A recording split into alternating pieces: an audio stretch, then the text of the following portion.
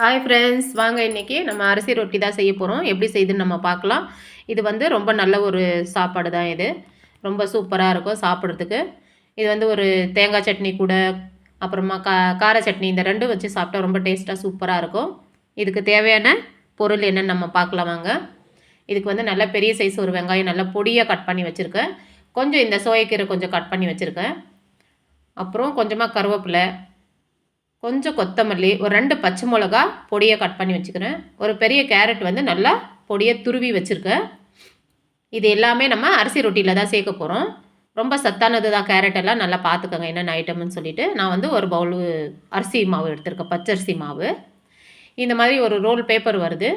இதில் வந்து அரிசி ரொட்டி தட்டினா நம்ம அப்படியே எடுத்து தோசை தவாவில் போட்டோம்னா அழகாக எடுத்துடலாம். தட்டுறதுக்கும் நல்லா ஈஸியாக இருக்கும், ஒட்டாமல் க்ளீனாக வரும். நம்ம அரிசி ரொட்டி தட்டினாக்கா வாழை இலையோ இல்லை பேப்பர்லேயோ தட்டினா எனக்கு சரியாக வராது. இதில் ரொம்ப நல்லா வரும். இந்த மாதிரி பேப்பர் இருந்தால் நீங்கள் எடுத்துக்கோங்க. முதல்ல நம்ம இப்போ ஒரு பவுல் எடுத்துக்கலாம். பவுலில் நம்ம கட் பண்ணி வச்ச இந்த சோயக்கீரை, இதை வந்து சப்பக்கி கீரைன்னு கூட சொல்கிறாங்க, ஆனால் வந்து சோயக்கீரை தான் எனக்கு தெரியும். அப்புறம் வெங்காயம், கருவேப்பிலை, பச்சை மிளகா, இது எல்லாமே நம்ம ஒவ்வொரு பொருளாக இந்த பவுலில் நம்ம சேர்த்துக்கலாம். கட் பண்ணி வச்ச ஐட்டம் எல்லாமே. கொஞ்சமாக கொத்தமல்லி எவ்வளோ வேணுமோ அவ்வளோ சேர்த்துக்கலாம். நல்லா பொடியாக துருவி வச்ச கேரட்டு, அரிசி மாவு 1 கப்பு, இதையெல்லாம் நம்ம சேர்த்து ஒரு கரண்டியை வச்சு எல்லாம் மிக்ஸ் பண்ணிக்கலாம். நம்ம தேவையான அளவு கொஞ்சமாக உப்பு சேர்த்துக்கலாம். தண்ணி வந்து நான் வந்து ஒரு பாத்திரத்தில் வச்சுருக்கிறேன். நம்ம வந்து பச்சை தண்ணியில் கலக்க போகிறதில்ல, சுடு தண்ணியில் தான் நம்ம இப்போ கலக்கிறது. இந்த அரிசி மாவு, இந்த காய் எல்லாமே, இந்த கட் பண்ணி வச்சுக்கிற வெங்காயம் எல்லாம் சேர்த்து நம்ம ஒரு கரண்டியில் லைட்டாக மிக்ஸ் பண்ணிவிட்டு இந்த மாதிரி இப்போ இந்த சுடு தண்ணியை எடுத்து கொஞ்சம் கொஞ்சமாக ஊற்றி நம்ம கரண்டியில் கலக்கிக்கலாம். முதல்ல நம்ம கரண்டியில் லைட்டாக கலக்கி எடுத்துக்கலாம். ஏன்னா சுடும் நல்லா. அது சுடு தண்ணி ஊற்றி கலக்குனா கொஞ்சம் நல்லா இருக்கும்னு சொல்லிட்டு தட்டுறதுக்கெல்லாம் நல்லா ஈஸியாக நல்லாயிருக்கும்.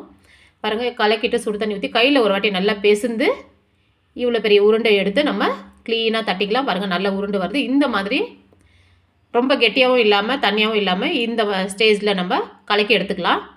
இப்போ நான் சொன்ன பேப்பரை எடுத்து விரிச்சிட்டு ஒரு சப்பாத்தி தட்டுற அளவுக்கு கட் பண்ணிக்கலாம். நம்ம அந்த பேப்பரை கட் பண்ணிவிட்டு கொஞ்சமாக எண்ணெய் விட்டு உருண்டை இந்த மாவை க்ளீனாக நம்ம உருண்டையாக பிடிச்சி தட்டிக்கலாம். நம்ம க்ளீனாக நம்மளுக்கு எவ்வளோ மெலிசாக வேணுமோ அந்த அளவுக்கு நம்ம தட்டிக்கலாம்.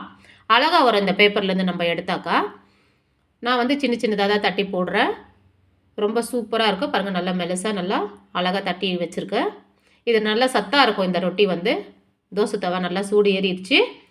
கொஞ்சமாக நம்ம ஆயில் விட்டு லைட்டாக இந்த மாதிரி பண்ணிக்கலாம். லைட்டாக தடவி விட்டுட்டு இப்போ நம்ம தட்டி வச்சுக்கிற அந்த ரொட்டி, அரிசி மாவு ரொட்டியை எடுத்து பாருங்கள், பேப்பரோடு இப்படி வச்சுக்கிற கையில் இப்படி போட்டுட்டு அசாமல் நம்ம இப்போ அந்த பேப்பரை எடுத்துடலாம். அழகாக வந்துடும் பாருங்கள், ஒட்டவே இல்லை. பேப்பர்லேயும் ஒட்டலாம். நம்மளுக்கு நல்லா ஈஸியாக இருக்குது தட்டி எடுத்து போடுறதுக்கு. நிறைய பேர் தட்டினா சரியாக வராதுன்னு இந்த அரிசி மாவு ரொட்டியை தட்டவே மாட்டாங்க. ராகி மாவு ரொட்டி, அரிசி மாவு ரொட்டி, இதெல்லாம் இந்த மாதிரி பேப்பரில் தட்டி வச்சா நல்லா ஈஸியாக அழகாக நம்மளுக்கு கஷ்டம் இல்லாமல் சுட்டி எடுத்துடலாம். பாருங்கள், ரொம்ப அழகாகவே வெந்துட்டுருக்கு. சூப்பராக இருக்கும். பசங்களாக இருக்கட்டும், பெரியவங்களாக இருக்கட்டும், யார் வேணாலும் இதை நம்ம சாப்பிட்லாம். காலையில் டிஃபனு, நைட்டு டிஃபனுக்குலாம் ரொம்ப நல்லாயிருக்கும். எப்போது தோசை இட்லியே சாப்பிட்றதுனால இதையும் இந்த மாதிரியும் செஞ்சு நம்ம சாப்பிடலாம். ரொம்ப நல்லது தான். அரிசி மாவு ரொட்டினா நல்லது தானே, ஆனால் சாப்பிடலாம். கேரட் எல்லாம் துருவி போடுறதுனால நல்லா சத்தாக தான் இருக்கும். இது பாருங்கள், லைட்டாக எண்ணெய் 2 பக்கமும் விட்டு நம்ம வேக வச்சு எடுத்துக்கலாம்.